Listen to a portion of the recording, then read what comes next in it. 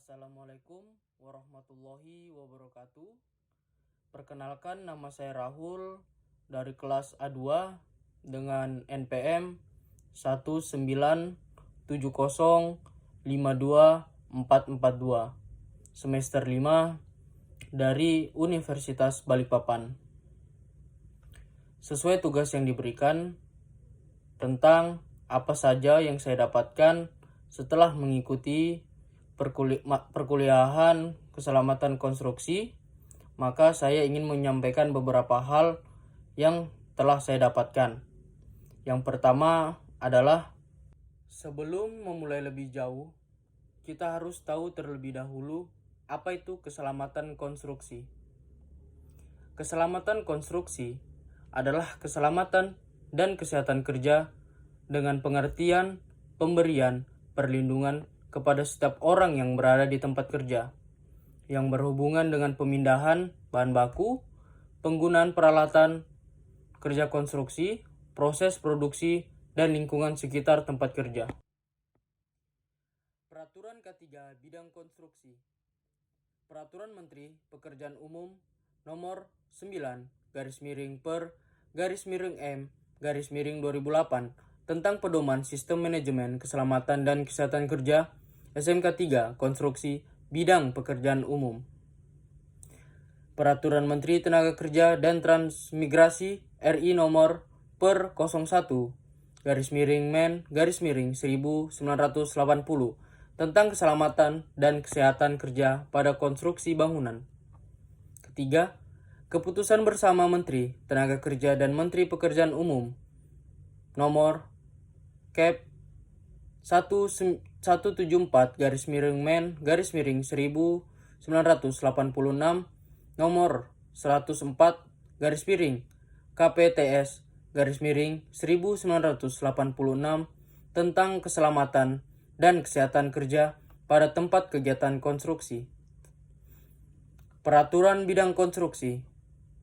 Yang pertama, PBI 1971 NI 2 Peraturan Beton Bertulang Indonesia. PKKI 1961 NI 5 Peraturan Konstruksi Kayu Indonesia. Yang ketiga, SNI 03 1726 2002 tentang tata cara perhitungan struktur beton untuk bangunan gedung.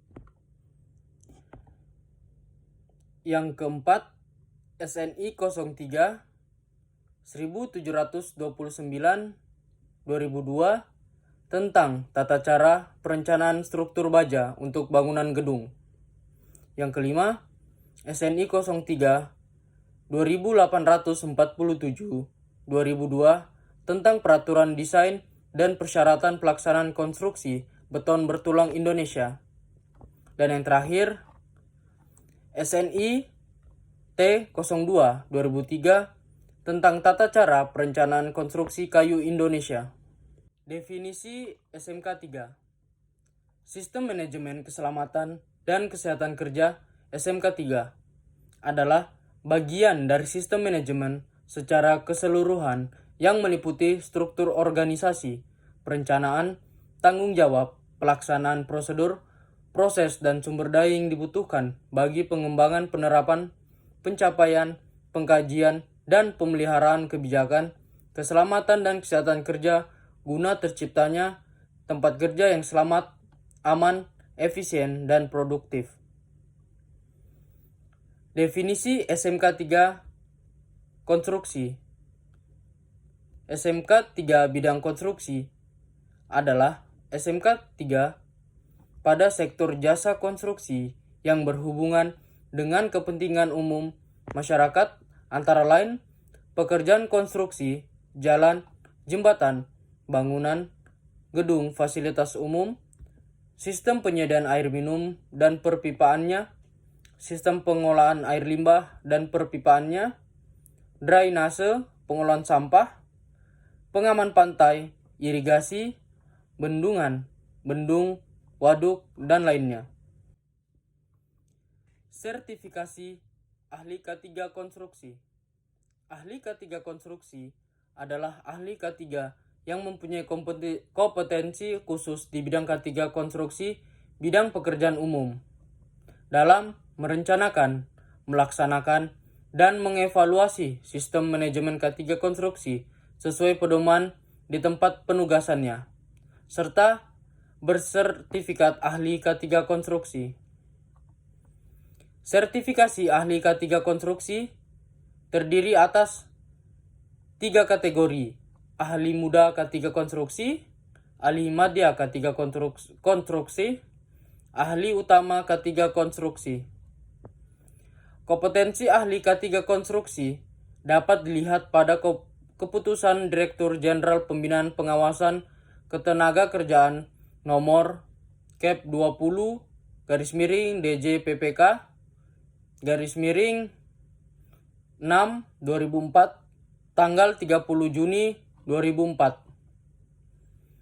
Petugas K3 konstruksi adalah petugas di dalam organisasi pengguna jasa dan atau organisasi penyedia jasa yang telah mengikuti pelatihan sosialisasi K3 konstruksi bidang pekerjaan umum.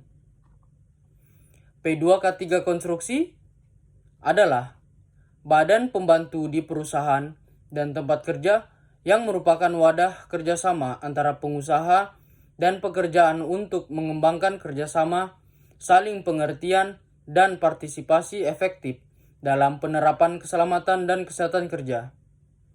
Unsur P2K3 terdiri dari ketua, sekretaris, dan anggota.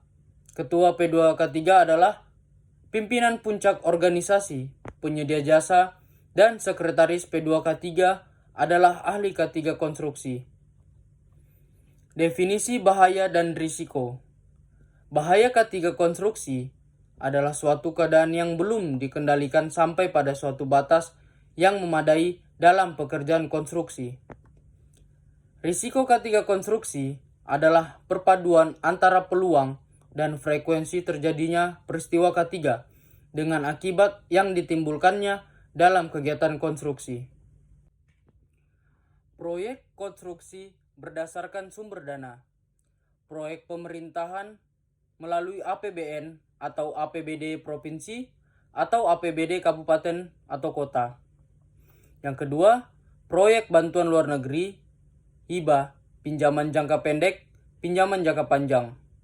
Yang ketiga, proyek investasi asing dari luar negeri. Yang keempat, proyek swasta murni secara perorangan atau korporasi. Yang kelima, proyek konsorsium. Yang keenam, proyek dari sumber dana sindikasi. Dan yang terakhir, swadaya masyarakat.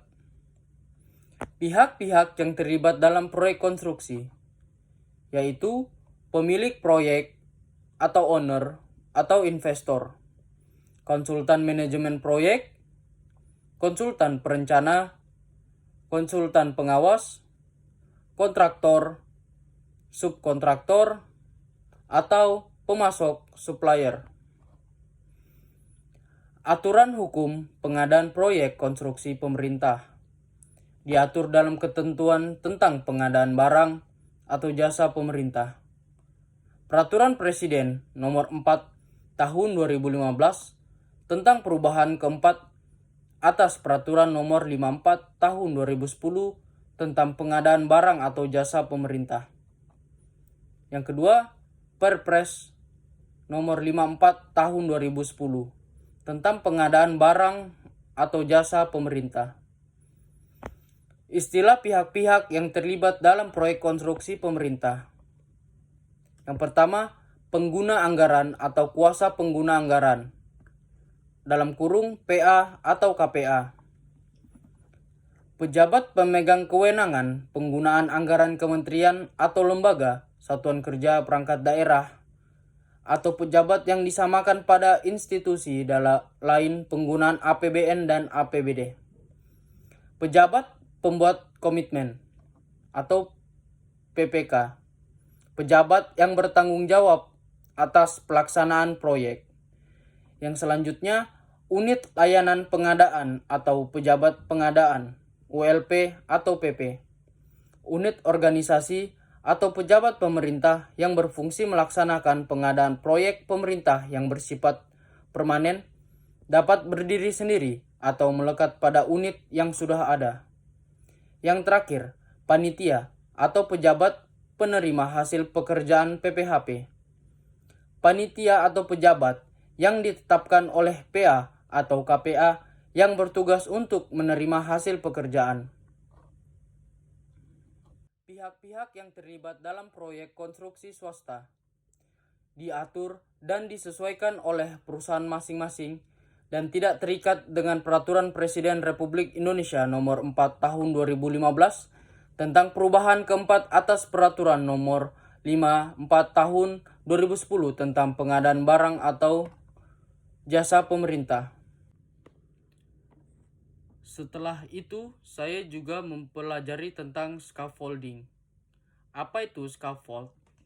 Platform kerja sementara untuk bekerja di ketinggian yang digunakan untuk mendukung alat, pekerja, dan material selama pekerjaan berlangsung.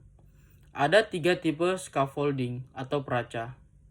Yang pertama, support scaffold. Platform yang didukung oleh batang pipa kaku yang berfungsi sebagai perata beban seperti standar, ledger, transom, dan sebagainya. Yang kedua, suspended scaffolds. Platform kerja yang didukung oleh tali atau sling. Yang terakhir, aerial lifts. Platform kerja yang didukung oleh suatu alat tertentu. Itulah beberapa materi yang selama 1 semester ini saya pelajari dalam mengikuti mata kuliah keselamatan konstruksi. Mungkin itu saja dari saya, kurang atau lebihnya mohon dimaafkan. Assalamualaikum warahmatullahi wabarakatuh. Semoga ilmu ini bermanfaat untuk kita dan kalian semua. Sekian.